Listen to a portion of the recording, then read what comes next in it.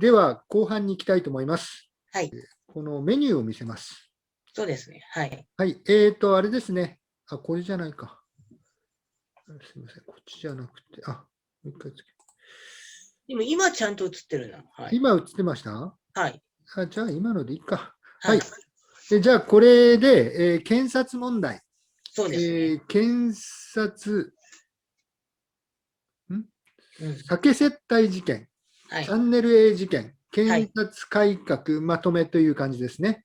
はい。で、これはですね、要するに日本のマスコミでこの予想できたことなんですけども、この先々週辞任したこのユン・ソギョル、ユン・ソンニョル、どっちの発音でもいいんですけども、検事総長が、大統領のこのほら投票、支持率1位になったと、いうことを日本のマスコミが散々今週の初めから報道し始めてて、でこの検事総長を辞任した理由が、なんとね、このムン大統領やこの側近の不正スキャンダルを捜査していた正義の味方だと。で、それで辞めざるを得なくなったんだという、もうどこのマスコミもそういう一色の報道なんですよね。はい。で、本当、普通に韓国語で情報収集できれば、そうじゃないってことぐらい分かるんですけどもね。はい。それができない、その情報収集能力すら本当にないのかなと思わざるを得ないのが、今の日本のマスコミだということで。はい。先週、私たち、ハン・ミョンソク元総理のこの冤罪事件についてやったじゃないですか。検察の犯罪ということで。で、今日もこの続きで、まず検察がどんなに腐敗しているのかということで、一つは、この検察がこの接待事件では、起訴もされないというのが一つと。で、もう一つは、チャンネル A 事件というのは、これは先週やったこのハン・ミョンスク氏の事件と本質はほとんど同じなんですけども、要するにこの受刑者、拘置所に収監されている人のところに検事が会いに行って、この民主党政権や、幹部に渡したというふうに言いなさいというふうに脅した事件ですよね。そうですね。はい。いうことをやりたいと思います。はい、わかりました。じゃあ、早速、動画いきますか？そうですね。はい。これは最初のはこの去年の12月のニュースですね。자, 이른바 검사 술접대 관련 수사 결과를 두고 논란이 계속되고 있습니다. 납득하기 어려운 접대 금액 계산법이 결국 검사들을 최대한 봐주려고 한 게 아니냐, 이런 의심에 따라 재수사를 촉구하는 청와대 국민청원도 올라와 있죠. 검찰은 재판에 넘기지 않은 두 검사를 자체 징계하겠다고 했는데 이 징계 기준은 또 어떤지 임현주 기자가 따져봤습니다. 지난 1월 서울 마포구의 한 오피스텔에서 성매매를 하다 현장에서 붙잡힌 검사 A씨는 정직 3개월의 징계를 받았습니다.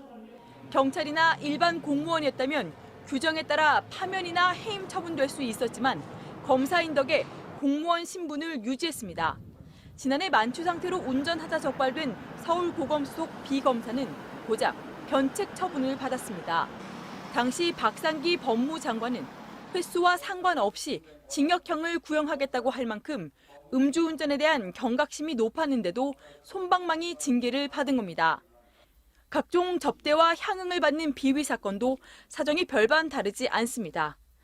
자신이 수사 중인 사건 관계인으로부터 99만 원 상당의 만년필과 31만 원 상당의 건강식품을 받은 검사가 견책, 유흥주점에서 여러 차례에 걸쳐 85만 원 상당의 술 접대를 받은 검사는 감봉 3개월이었습니다. 이번에 술 접대 검사 3명 중 2명은 접대받은 금액이 96만 원 정도란 이유로 재판에 넘겨지지도 않았죠. 하지만 경찰의 경우 금액이 100만 원 이하여도 직무 관련성을 엄격하게 따진 뒤 청탁금지법이 아닌 뇌물죄를 적용하도록 하고 있습니다. 징계 수위도 검찰보다 높아 유흥주점에서 50만 원 상당의 술 접대를 받은 경찰은 한 계급 강등됐고 사건 관계자로부터 20만 원 술 접대만 받아도 정직 2개월의 처분을 받았습니다. 역시 사건 관계인에게서 100만 원 상당의 금품을 수수한 경찰은 직무 관련성이 없었는데도 해임됐습니다. 이렇게 같은 비위를 저질러도 징계 수위가 달라지는 검사와 다른 공무원들. 왜 그런지 각 기관별 징계 규정을 살펴봤습니다. 100만 원 이하 금품이나 접대를 받은 경우 검사들은 견책부터 정직까지의 처분을 받는데 다른 권력기관들은 어떤가요? 경찰과 감사원은 물론 일반 공무원도 모두 최소 견책부터인 거는 검찰과 같지만 파면과 해임까지도 가능합니다. 특히 파면이나 해임을 하려면은 검찰은 300만 원 이상이 돼야 하지만 다른 공무원들은 100만 원만 넘으면 공무원 신분을 잃을 수 있습니다. 술 접대를 96만 2천 원어치만 받았다고 해 재판에 넘어가지 않은 두 검사. 과연 어떤 징계를 받을지 지켜보겠습니다. MBC 뉴스 임현주입니다. はい、どうぞ。はい。こういう検察の内部のこの不正を、この絶対その捜査をメスを入れないということで、必死になって守っているのが、日本のマスコミが正義の味方だと言っているこのユン・ソギョル検事総長なんですよね。そうですね。はい。で、この、最後に出てきたこの、3人の検事が500万ウォンの接待を受けて、2人の検事が96万1000ウォンの接待だということで起訴されなかったという事件だけ今度説明するんですけども、どういうことかと、この100万ウォンからこの検察の中でも処罰対象なんですよね。それも高すぎるんですけども、で、この計算方法を2人がこの96万ウォン接待を受けて、残りの50万ウォン引く96万ウォンの 2倍の残りの30何万ウォンを一人の検事が接待を受けたということで、一人だけ起訴されたという、もう本当ね、こんな論理を使うのが検察の組織なんですよね。で、もう話にならないですよ、本当に。でね、最近ちょっとこれ思ってるんですけども、わざとこの日本のマスコミがね、嘘を流してるというレベルでもないんじゃないかなと思ってて、ほら、例えばこの日本のワイドショーなんかに出てくる、韓国人のこの韓国専門家、ピョン・ジニルさんだとか、それから、日本国籍だけでも、イ・サンジュルさん、イ・ソーテツさんだとか、あと、キム・ギョンスさんとかいますよね。でも、あの人たちが、ほら、でたらめなことを言ったら、それちょっと恥ずかしいでたらめだよというふうに、例えばこのソウル支局のほら、毎日新聞だとか、朝日新聞の記者とかが、これちょっと恥ずかしい間違いですよというふうにね、せめてほら、TBS の放送がそんなデタラメなことをやったら毎日新聞がそういうふうに訂正するとか、やらないとこれほら、ソウル支局のほら、支局長とかね、そういう人たちのほら、メンツに関わると思うんですよ。でもそれができないっていうのはほら、サンホンさんが前言ってた通り、ほら、30年前だけども、その毎日、朝日新聞です。朝日新聞の、朝日テレビのソウル支局長が全く韓国語を覚える気もなければ話す気もないって話だったじゃないですか。で、今さすがにほら、こんだけ官僚でね、日本人でも韓国語を覚えてる、日本人もいるから、そこまで低いレベルじゃないと思うんですけども、自分で情報収集できないというレベルは今も一緒なんじゃないかなとちょっと思ったんですよね。韓国のソウル支局とか、企業とかにはね、やっぱり日本村っていうのがあるんですよ。はい。どこの、それ日本村っていうのは、トンブイチョンドンっていうところがね、日本人のそういう企業から派遣された人間が住んでる、ところがあるんですけど、それで結局、日本村のトップは大使なんですよ。で、大使がいて、その大使の中に、というものがあって、ピラミッド型にこうやって作られていっているんですけど、それで各企業の支社長とか支局長とかそういうのがいるんですね。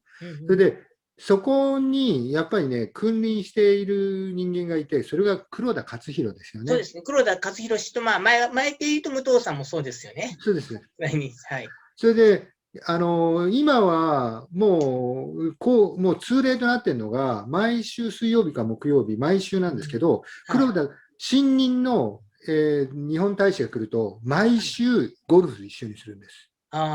黒田氏だけじゃなくて、他のこのほら、日本村の、各企業の駐在トップとか、支局長と、新聞社の支局長とかのレベルですよね。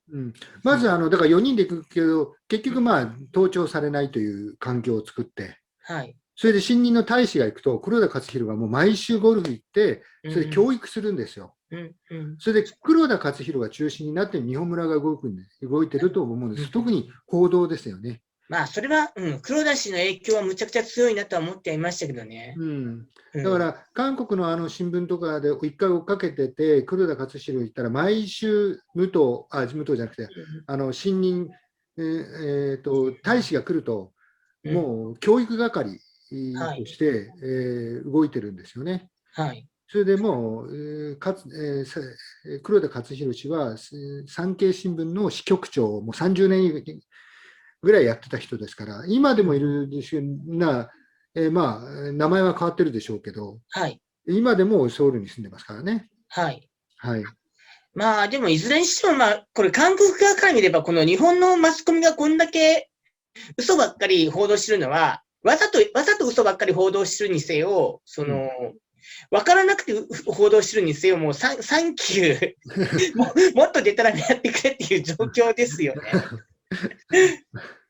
そうですね。はい。で、まあ、武藤さんもね、ある人に聞いたんですけども、赴任したときはそんな韓国喋れ、ほら、やっと韓国喋れるぐらいだったっていうふうにある人から聞いたんですけども、赴任した時点の演説では、はい。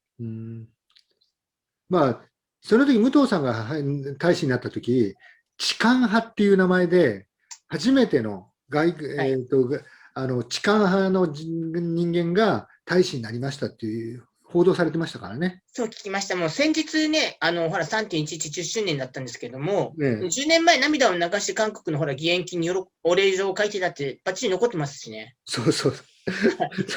その行方も私たちも追求したんですけども、ちょっと行方がほら追求できなかったんですけどね。その時言ったのが、日本国民は韓国国民の、この温かい、なんだったっけな、友情、支援を一生忘れませんって言ってたのが武藤ですよ。そうですね。それで武藤が辞めて一番最初に書いた本があれですよね、韓国人に生まれなくてよかったですってだけで、そんなもの、だから辞めた後には安倍政権になってますからね。だからもうとんでもない話ですよね。はい。で、ほら、義援金もほら、結局、東日本大震災で、どこの国から義援金が送られてきたってところで、ほら、アメリカ、台湾と来るけど、韓国ってランクインしないじゃないですか。はい、でも、あれってほら、赤十字に送った国でやってるからであって、そうでなければ、韓国の義援金の額って、かなりトップなんですよね。トップの方にいて、だってほら、チャリティーコンサートやってる人だけでもう、十何組、もっとかな、ほら、韓流スターがほら、チャリティーコンサートやってて、みんな1億円ぐらい集めてるとしたら、それだけでも10億円は軽く超えるじゃないですか。1億円が、あの時に1億円が、ペ・ヨンジュン氏が1億円。はい。10億ウォンだ。はい。10億ウォン。日本円の5000万円は、イ・ビョンホンとか、もう1000万、3000万とか、もう芸能人いっぱいいますよ。はい。チャリティーコンサートも相当ありましたよね。そうです、そうです。それで街中で、あの時はもう日本を助けようっていうので、もう街中に横断幕が張られて、それで義援金の、箱が置かれて、そこで街中で市民たちが義援金出してましたから。はい。もうその 3.11、この10年前、それだけのほら、他の国からそれだけの、韓国以外の他の国からそういう温かい支援がありましたということは、ね、10周年で各局とも報道しましたけど、韓国からありましたってことは報道してませんよね。確かね、あれ聞いたら、10日間か1ヶ月間で40億円集まってるんですよ。それで、だけどそれが日本では報道されない。はい。それで韓国の災害募金では最大なんですよね。今まで歴代で、それも額がとんでもない金額が集まって、それを日本に送ったんですよ。それに対して連日連夜、武藤大使はテレビに出続けて、韓国の。そう出て、日本国民は韓国国民のこの温かい支援を一生忘れませんって言って涙を流してたのが武藤大使です。そっか、その時のこの動画をちょっと映像を今日集めたかったですね、今日のニュースでね。来週でもやるか。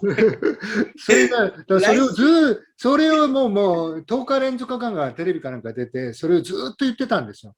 それで一番最初に救援部隊を派遣してくれても韓国人だし、もう日本国民は韓国国民の本当にこの温かい支援を二度と一生忘れないって言ってたね。本当にそれをずっと永遠と言ってたんですから。それが何ですか、今の。本当にとんでもない話ですよ。来週それでもやりたいですね。それを日本国民に伝えなかったですよね。はい。武藤大使は。まあそういうところです。じゃあ、次のニュースですね。次は、検察の、今度、さっきは検察の腐敗をやったんですけども、検察の作り出している冤罪事件ですよね。はい。これも先週私たちがやったハンミョンスク事件と同じように、このチャンネル A 事件でも、収監者、受刑者を検事が脅して、民主党の誰々に賄賂を渡したと言えば、あなたの罪はなくなるよというこの脅し方ですね。はい。はい。채널 A 기자가 검찰총장의 측근 검사장의 이름을 앞세워서 협박성 취재를 했다는 의혹을 MBC가 처음 보도한 지 넉 달이 됐습니다. 그 사이 이동재 전 기자는 강요 미수 혐의로 구속됐고 한동훈 검사장의 연루 정황도 일부가 세상에 공개됐습니다. 네, 그런데 시간이 갈수록 이 사건을 둘러싼 검찰 안팎의 갈등이 오히려 주목을 받고 검찰과 언론의 부적절한 유착, 검언 유착이라는 이 사건의 본질은 외면당하고 있습니다. 그래서 저희는 오늘 그 본질을 처음부터 다시 언급하려 합니다. 먼저 MBC 보도 이전인 지난 2월과 3월 의혹의 당사자들과 주변 인물 사이에 어떤 일이 있었는지 윤수환 기자가 돌아봤습니다. 지난 2월 5일 윤석열 검찰총장이 신라젠 사건을 수사하는 서울 남부지검에 검사 4명을 추가 투입했다는 언론 보도가 쏟아졌습니다. 여권 유력 인사들이 수감 중인 이철 씨와 금융사기를 공모했다는 의혹들이 다시 꼬리를 물었습니다. 보수 유튜브 또는 극우 유튜브 쪽에서 어마어마하게 신라젠과 관련해서 제가 감옥 갈 거라는 말들을 막 하기 시작하죠. 그 시점에. 이동재 전 채널A 기자는 이날 이철 씨가 대표로 있던 밸류인베스트 코리아의 등기부 등본을 열람합니다. 이튿날 후배 기자와 이철 씨의 주소지를 다녀온 이정 기자가 법조팀 단체 대화방에 남긴 글, 일가족을 설득해 유시민 등 정치인들에게 뿌린 돈과 장부를 확보하는 게 목표라고 합니다. 일주일 뒤인 2월 13일 윤석열 검찰총장은 지역 방문의 첫 일정으로 부산 고검을 찾습니다. 이곳 차장검사인 한동훈 검사장이 사무실에서 이동재 전 기자를 만난 날이기도 합니다. 너는 유시민만 좀 찾아라 했고 시민 수사를 위해서. 이철 막 와이프 찾아다니고 막 이러는데. 그건 해볼만 하지. 네. 어차피 유시민도 지가 불었잖아. 나올 것 같으니까. 네네. 교도소에 편지를 썼거든요. 이렇게.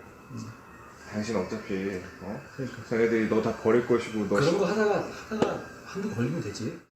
실제로 이정 기자는 다음 날부터 약 한 달간 이철 씨에게 편지 5통을 잇따라 보냅니다. 유시민 이사장에게 돈을 얼마나 건넸냐는 물음으로 시작해 검찰이 먼지 하나까지 탈탈 털 거라며 여권 인사 관련 제보를 안 하면 더 가혹한 수사를 받을 거라고 압박합니다. 이철 씨 측 대리인과 3차례 만나기도 했습니다. 안 하면 그냥 죽어요. 지금부터 더 죽어요. 가족이 나중에 체포되고 가족이 일으키는 것보다는 먼저 선제적으로 말씀하시는 게 천만 낫고요. 윤 총장의 최측근인 한모 검사장의 목소리라며 녹음 파일을 들려주기도 합니다. 좋은 방향으로 가지. 그게 긍정적으로 보면 검찰과 헌배를 타는 건데. 이동재 전 기자는 협박성 취재를 중단하기 전 4나흘간 한동훈 검사장과 집중적으로 통화했습니다. 채널A 자체 조사에서 드러난 통화 발신 기록만 4번, 특히 한 검사장과의 통화를 전후로 이정 기자는 이철 씨 대리인과 여러 차례 연락했습니다. 이철 씨 측이 취재 거부 의사를 밝히면 이정 기자는 한 검사장에게 전화를 걸었고 통화를 마친 뒤엔 3분 만에 이철 씨 측에 설득 메시지를 보내기도 했습니다. 또 이정 기자는 한동훈 검사장이 자신과의 통화에서 한 말이라며 후배 기자에게 2차례 알려줬습니다. 한동훈 검사장이 손을 써줄 수 있다는 식으로 엄청 얘기를 했다. 또 나보다는 범정이 낫겠다. 내가 연결시켜 주겠다는 말을 했다는 겁니다. MBC의 취재 사실이 알려지자 채널A는 이전 기자의 취재를 중단시켰습니다. 이전 기자는 법조팀장과 사회부장에겐 물론 채널A의 진상조사에서도 녹음 파일의 주인공을 한동훈 검사장이라 시인했지만 검찰 수사가 시작되자 전혀 다른 사람이라며 말을 바꿨습니다. 또 MBC의 3월 30일의 첫 보도 직후 휴대전화 2대와 노트북 등을 모두 초기화한 뒤 핵심 증거인 카카오톡 계정까지 삭제했습니다. 이후 언론 인터뷰 등에 나와 한동훈 검사장과의 공모 의혹을 모두 부인하며 모든 건 자신이 지어낸 거짓말이었다고 주장하고 있습니다. MBC 뉴스 윤선입니다. はい、どうぞ。はい。この中で出てくるように、このほら、ハン・ドンフン、検事長は、この辞任した、このユン・ソギョル、日本でマスコミが正義の味方だという、このユン・ソギョルの側近中の側近ですよね。はい。マスコミを担当してたんですよね。はい。で、まあ、このやり方っていうのは、これほら、他の事件でも、先週もやったこのね、ハン・ミョンソク、民主党の元総理の事件でもそうなんですけども、この何人もこの検察のこの、受刑者を脅す手法によって、この何人も自殺に追い込まれたりとか、この人生をね、むちゃくちゃにされてるんですよね。もうその親もダメですよ、日本で。このそうですね。さっき途中で出てきた、ユー・シミン氏。はい。ユー・シミン作家ね。これを貶めようとして対象。この人も、進歩系のノムヒョン財団ですよね。ノムヒョン財団のリーチェン。もし大統領選挙に出てきたらナンバーワン候補です。はい。実際に今、ほら、まあ、個人の YouTuber、名前なんですか、アリレオチャンネルですよね。っていうのをやってたんですけども、その視聴者数が全部のメディアを超えて、本当一人でやってるこのほら放送ですけども、100万人でしたもんね。100万人超えてますからね。はい。で今、閉鎖されてる状態なんですけども。今はね、第3部やってます。やってますか？それは、今のやつは政治ネタをやらないで、本。そう。本の紹介をしてます。そうなんですか。それは知らなかった。自分が好きな本を読んでほしい本を、作家を読んで、その紹介はしてます。だから、政治ネタは今はやってません。なるほど。はい。1部と2部では政治ネタをやって、2部も本当に、検察を叩いた張本人ですね。はい。今、その政治ネタをやってて、確か一度何か誤報をやって、すごく保守メディアが集中攻撃をしたんですね、確か。まあ、だから大統領候補でもある人を貶めようとしたということで、それでこの前、先週、検察特集やったときに、オプティマスの話と同じですねって言いましたよね。そうですね、はい。だから、その後に、これ、オプティマスとか、ライム事件ね、あるじゃないですか。これも検察が同じようなことやってますけど、このオプティマスをやった検事が、実はハン・ミョンス事件の張本3人の中の1人でした。もう、だから全く同じやり方を今でもやってるんです。はいはい。それで、ハン・ドンフンっていう検事、片腕、今のユン・ソンニョルの総長を辞めたね、片腕っていう、マスコミ担当を一番熱い人間ですけど、それは父親も検事でした。それで、奥さんの義理の父親も検事です。はい。それで、その奥さんの弟が女性の検事にセクハラして辞めて、CJ という、CJ エンターテインメントの、常務にこうやって、この天下りするという、とんでもない連中ですよね。はい。結局、この両方、ハン・ドンフンの親父もそうだし、その奥さん方の父親とかも、元政治、検事だと思います。だから、もともと悪さをしてた連中ですよね。はい。それがこうやって2代にわたって、同じ悪いことをそのままずっとやり続け、軍政時代からやってたことをそのままやってきてるわけですよ。はい。そうですね。で、やっぱりこのチャンネル A 事件でもう一つやっぱ特筆すべきことは、このメディアとのつながりなんですよね。つながってるのは分かってるんですけど、ここまでほらメディアと検察がこの露骨につながってるというのがやっぱり分かったっていうのが、このチャンネル A はこの東亜日報の子会社なんですけども、テレビ局なんですけども。で、日本の、マスコミがやっぱり情報源にしてる東亜日報は、そういう、完全に、検察の腐敗とつながりきったメディアだということですよね。はい。はい。そういうことです。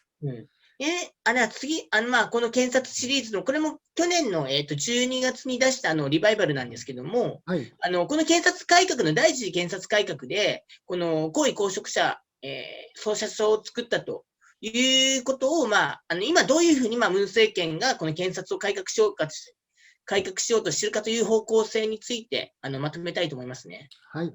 はい。じゃあ、かけますね。はい。ちょっと長いんで、長いけどよろしくお願いします。はい。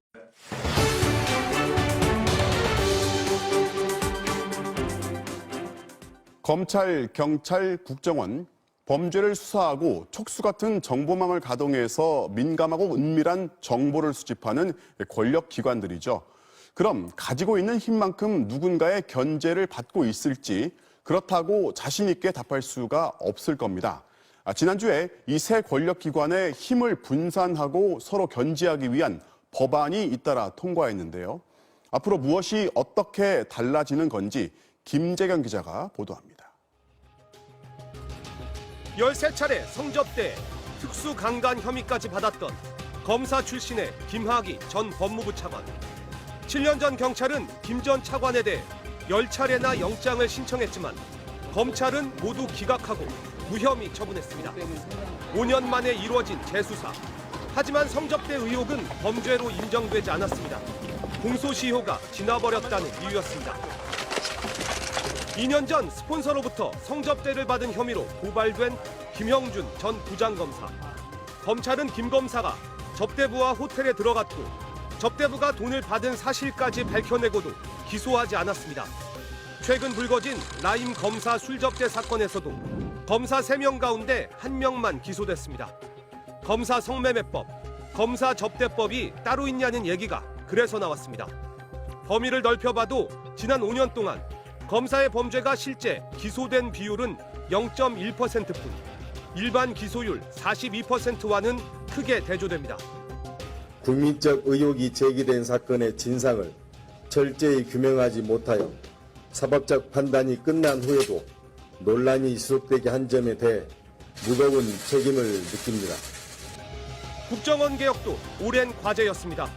21세기 들어서도 국내 정보 수집이란 미명 아래 인터넷 댓글을 통한 공직선거 개입이라는 전대미문의 사건이 발생했고 국정원 특수활동비 수십억 원이 대통령의 쌈짓돈으로 변질되기도 했습니다.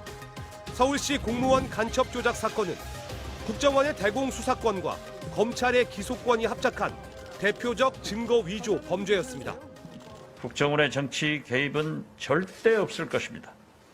5.18, 세월호, 댓글 사건, 민간인 사찰 같은 국정원 관련 의혹이 두 번 다시 거론되지 않도록 이른바 권력기관 개혁 입법이 모두 국회를 통과함에 따라 검찰과 국정원의 변화는 불가피합니다. 먼저 검찰부터 볼까요? 검찰은 이제껏 압수수색, 체포, 구속영장 등 모든 영장 청구권과 기소권, 수사 종결권을 독점해왔습니다. 경찰이 아무리 검찰의 잘못을 수사해도 결국은 검찰로 넘어가는 구조였던 겁니다. 그런데 공수처에는요, 수사권과 기소권 등이 모두 주어집니다. 그래서 검찰을 직접 수사할 수 있게 됩니다. 여기에 검경수사권 조정안이 내년부터 시행되면 검찰의 직접 수사 범위는 부패와 경제, 공직자, 선거, 그리고 방위산업, 대형 참사 등 6개 분야로 축소되고 수사 지휘권도 폐지됩니다. 다음은 국정원의 변화입니다. 국내 정보 업무가 국정원의 권한에서 삭제되고요. 대공수사권 역시 3년 뒤 경찰로 옮겨집니다. 이렇게 검찰과 국정원의 권한이 축소됐다면 그만큼 그 권한을 가져간 곳이 있겠죠. 바로 경찰입니다. 국내 정보를 수집 생산하고 검찰의 수사 지휘도 받지 않는, 즉 기소권만 빼고 다 있는 기관이 된 겁니다. 당연히 경찰 비대화 우려가 나올 수밖에 없는데 그래서 만든 게 경찰법 개정안입니다. 내년부터 경찰 조직을 국가경찰과 국가수사본부 그리고 자치경찰로 이렇게 3개 조직으로 나누는데요. 정보와 보안 분야 등을 맡는 국가경찰과 수사를 전담하는 국가수사본부 그리고 생활안전 및 경비 업무 등을 맡는 자치경찰로 분산하겠다는 겁니다. 하지만 우려도 만만치 않습니다. 우선 경찰권이 충분히 분산되지 않았다는 겁니다. 국가수사본부는 국가경찰과 분리된다고 하지만 그 수장은 경찰청장의 지휘 감독을 받습니다. 자치경찰도 마찬가지. 시도지사와 지방의회, 교육감 등이 참여하는 경찰자치위원회가 구성되기는 하지만 실질적인 자치경찰의 인사권과 조직 구성 권한은 그대로 경찰청에 남아 있습니다. 견제 기능을 기대했었던 것인데 충분히 할 수 있을 정도로 권한이 분산되지 않았다는 것이 이제 문제인 것이요. 예산과 인사권이 다 경찰에 예속되어 있는 상태에서는 독립된 것이 아니고. 공수처에 대해서도 유사한 지적이 나옵니다. 야당의 발목 잡기 때문이었다는 명분은 있지만 그럼에도 공수처장에 대한 야당의 거부권을 무력화한 건 향후 정치 환경 변화에 따라 부작용의 불씨가 될 수 있다는 겁니다. 검찰개혁을 위해서 공수처가 제대로 출범해야 하지만 이렇게 중립성과 독립성을 훼손하는 건 아니야 라고 하는 어떤 민주주의자들의 의견을 명확하게 표현해야 된다라고 하는 고민이 있었습니다. 또 공수처가 다른 수사기관에 고위공직자 범죄 첩보에 이첩을 요구하면 응해야 한다는 강제성 조항도 설립 취지와는 달리 권력형 비리 뭉개기에 악용될 수 있다는 우려도 있습니다. 권력기관 개혁의 성과를 증명하고 남아있는 중립성과 공정성 우려를 불식시키기 위한 정부와 여당의 책임이 그만큼 막중해졌습니다. MBC 뉴스 김재경입니다. はい、どうぞ。はい。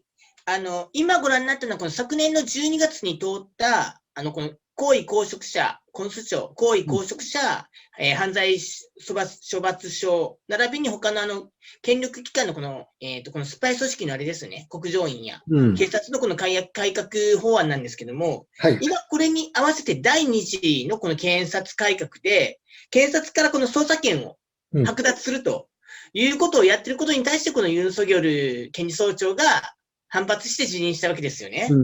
はい。で、確かにこのね、ただね、公訴庁に関しては、やっぱりこの、制度上は、この検察よりも警察よりも上に立つという、強制権があるというやり方だから、そこの憂慮はあるわけですよね。で、この公訴庁の暴走、もし、この、公訴庁の暴走を防ぐために、この野党側も与党側もこの委員長を、推薦して、両方側に拒否権があると。野党が拒否したらもう、委員長を、選出できないという趣旨に最初してたんだけども、これを利用して、この野党がいつまで経ってもこの公訴庁をこの出発させないもんだから、この野党側の拒否権をこの昨年の12月に削除したんですよね。だからもしこれね、この保守党が、この、政権に返り咲いてしまえば、この保守党が結局ほら、野党に落ちた民主党のこのほら、意見を全部排除して、もう好きなようにほら、いろんなね、でっち上げをできるということにも使われかねない危険性があるんですけども、ただまあそこを、やっぱり、まず、そもそもこの公訴庁がね、高位公職者、犯罪処罰署が今出発するかどうかもわかんない、ほら、出発が大変なんですよね。まあ、いろんなこの人材を集めてるんですけども、でとりあえず、このね、まず、ちゃんとこの高位公職者、処罰署を機能させて、検察の犯罪をとにかくやっぱり、摘発していかなければいけない、裁いていかなければいけないという状況ですね。はい。そうですね。まだまだ山あり谷ありですね。はい。まあそうですね。だから、多分日本人のイメージというと、検察っていうとなんかいいことするみたいなイメージが多いと思うんですよね。で、日本でも現実そんなこと全然ないんですけども、韓国はもうそれどころじゃなくて、まあ本当に今のね、本当ミャンマーのほら、軍部みたいなイメージで韓国の検察をイメージすると分かりやすいかもしれませんよね。はい。そうですね。はい。はい。まあ、この韓国のはね、この性接待、酒の接待とかがもう頻繁に行われてて、まあ実際にキム・ハギ時間というのは、性接待のその提供者はある意味で強姦ですからね。それなのに何の裁きもされないっていう。訴えてますから、その被害者自身が訴えてますから。強姦されたって。それなのに、何のお咎めも受けない、それで海外に脱出しようとして、それを、国外、国外に出ちゃいけない措置です。出国停止措置です、ね。出国停止措置をしたっていうことについて、今、ユン・ソンニョルが、あれですよね、取り調べを指示してからやめていきましたよね。はい。だからとんでもない話ですよ。でもそれを、だからさすがに正義の味方だとね、日本で一方的に報道するのも、いや、よく日本のマスコミやるなって感じですよね、本当に。そんなことをやってた検事総長を正義の味方だとかね、言ってるそのコメンテーターたちのね、質の悪さっていうのは、もう話にならないですね。はい。でも本当ね、僕もサーフォンさんも何か別に専門的な知識があるわけでも何でもないんですけども、はい、本当一般の人でも韓国語分かれば、この日本のマスコミっていうのは全部この嘘だよってファクトチェックできちゃうぐらい今の日本のマスコミが言ってることはレベルが低いって意味なんですよね。そうですね。はい。じゃあ一応今日あれですかね、検察第2弾でしたけど、後半もこれで終わりですかね。はい、ここまでにしましょう。はい、わかりました。じゃあ第1部はこれで終わりにさせていただきます。はい、ありがとうございます。はい、수고하셨습니다。はい、수고하셨습니다。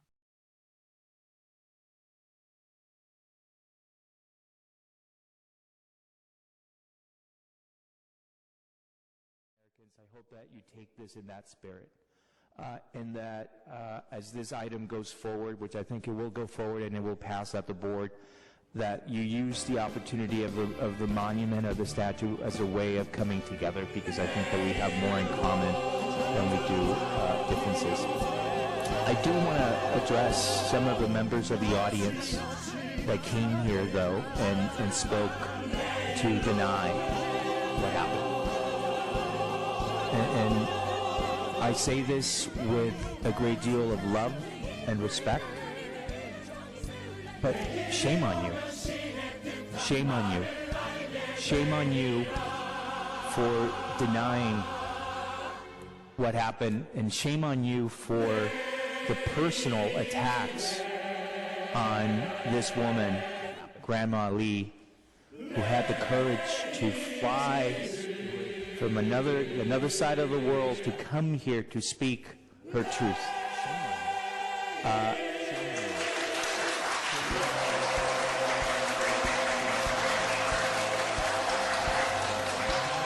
You know, it is amazing. And by the way, I hope that the Japanese government is not behind